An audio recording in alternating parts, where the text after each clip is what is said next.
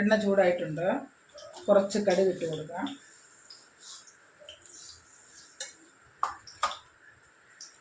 കുറച്ച് പെരിഞ്ചീരകം ഇട്ട് കൊടുക്കാം.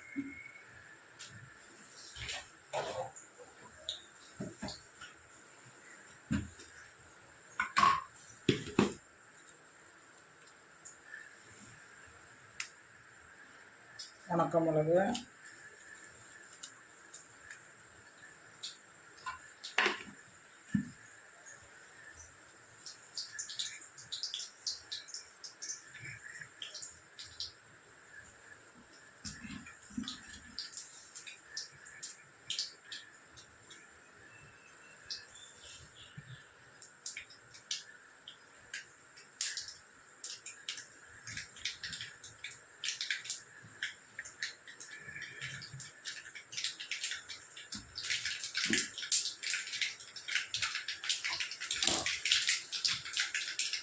അരിഞ്ഞ് വെച്ച ഉള്ളി ഇട്ട് കൊടുക്കാം.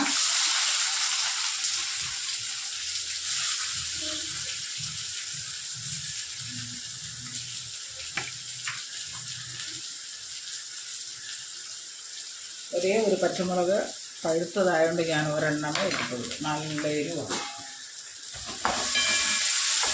മൂക്കട്ടെ.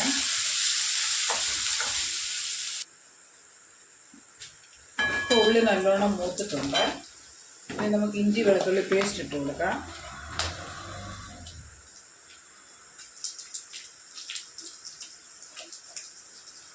കുറച്ച് മതി.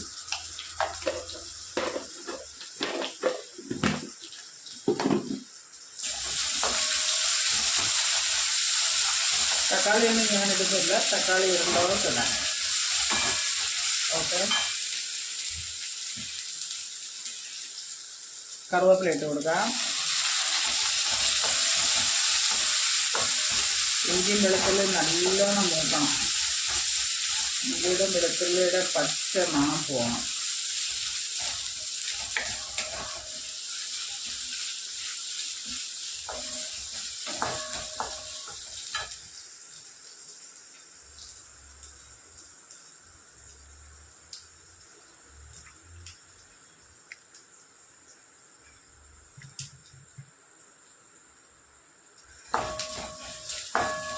ആയിട്ടുണ്ട്. ഇനി നമുക്കൊരു മസാല ഒഴിക്കാം.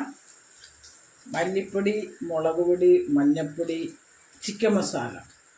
മല്ലിപ്പൊടി മുളക് പൊടിയൊക്കെ 1/4 സ്പൂണേ ഇട്ടിട്ടുള്ളൂ. ചിക്കൻ മസാല, മല്ലിപ്പൊടി, മുളക് പൊടി, മഞ്ഞൾപ്പൊടി, ചിക്കൻ മസാല ഇട്ടത് വെള്ളത്തിൽ കലക്കി വെച്ചിരിക്കുകയാണ്. ഇത് ഒഴിച്ച് കൊടുക്കാം.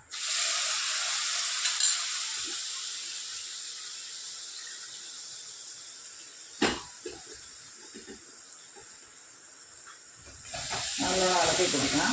ഇത് നല്ലോണം മൂക്കണം. നമ്മൾ പച്ചക്കല്ലേ, ഇച്ചിരി വെള്ളം ഒഴിച്ച് നല്ലോണം മൂക്കട്ടെ.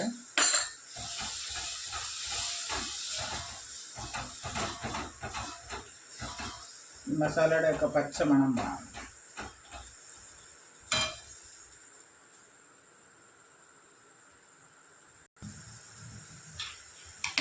മസാലയെല്ലാം മൂത്തിട്ടുണ്ട്. ഇതിനകത്തോട്ട് നല്ല വേവിച്ച് വെച്ചിരിക്കും നല്ലപോലെ വെന്ത ഗ്രീൻ പീസ് ഇട്ട് കൊടുക്കാം. ഗ്രീൻ പീസ് നല്ലപോലെ വേകണം. വെള്ളം മുണക്ക് വേകണം. അപ്പോഴേ കറി നല്ല കുറുകുറാന്ന് ഇരിക്കും.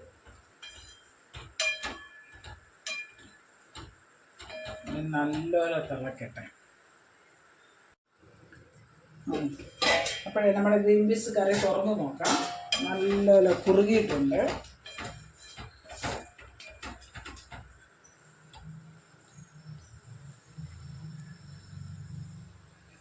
നല്ലതുപോലെ കുറുകിയിട്ടുണ്ട്. ഈ സമയം നമുക്ക് ഉപ്പെല്ലാം നോക്കാം. കണ്ടല്ലോ. ഇനി നമുക്ക് ശകലം ഒരരപ്പൊഴിക്കാം.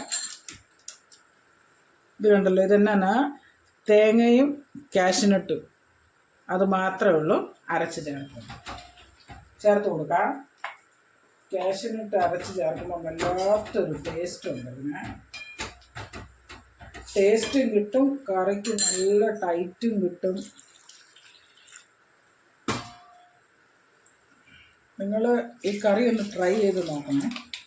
ട്രൈ ചെയ്ത് നോക്കിയിട്ട്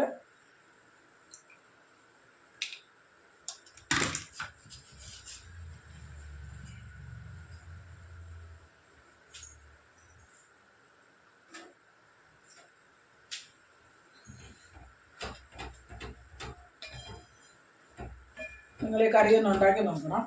ഉണ്ടാക്കി നോക്കിയിട്ട് എനിക്ക് കമൻ്റ് ഇടണം. ഓക്കെ, എല്ലാവർക്കും ഇഷ്ടപ്പെടുകയാണെങ്കിൽ ചാനലൊന്ന് സബ്സ്ക്രൈബ് ചെയ്ത് ലൈക്ക് ചെയ്ത് ഷെയർ ചെയ്ത് സപ്പോർട്ട് ചെയ്യണേ. എൻ്റെ കുഞ്ഞ് ചാനലിനെ ഒന്ന് സപ്പോർട്ട് ചെയ്യണേ. ഓക്കെ, ഒന്നുകൂടെ തിളക്കട്ടെ. തേങ്ങ അരച്ച് ചേർത്ത് നല്ലപോലെ കറി തിളയ്ക്കണം. തിളയ്ക്കുന്നതുകൊണ്ട് യാതൊരു കുഴപ്പമില്ല. ഈ സമയം നമുക്ക് ഉപ്പെല്ലാം നോക്കാം.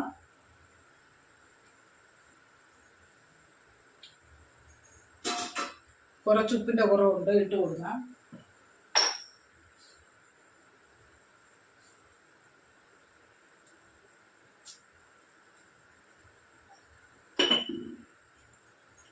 നമ്മൾ ഗ്രീൻ പീസ് വേവിച്ചപ്പോൾ ശക്കല ഉപ്പിട്ടേ വേവിച്ചുള്ളൂ. പിന്നെ മസാലയിലൊന്നും നമ്മൾ ഉപ്പിട്ടില്ലല്ലോ, അതുകൊണ്ടാണ്.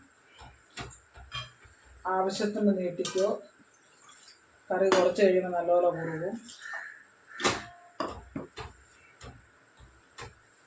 പിന്നെ നമുക്കിവിടെ ഗ്രീൻ പീസ് കറിയും പാലപ്പവുമാണ്.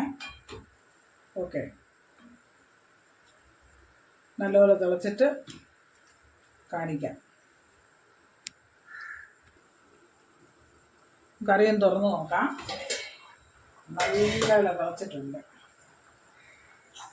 ഓക്കെ, ഒത്തിരി ഇട്ട് തിളപ്പിക്കണ്ട, ഇരുന്ന് കുറുകും. നമ്മൾ കഴിക്കാറാകുമ്പോഴത്തേനും കറി നല്ല തിക്ക് കറിയാവും.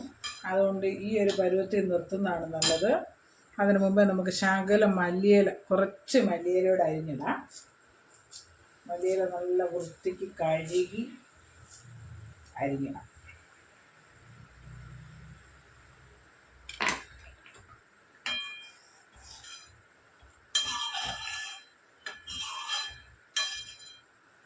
എല്ലാവർക്കും ഇഷ്ടപ്പെടുവാണെങ്കിൽ എൻ്റെ ചാനലൊന്ന് സപ്പോർട്ട് ചെയ്യണേ.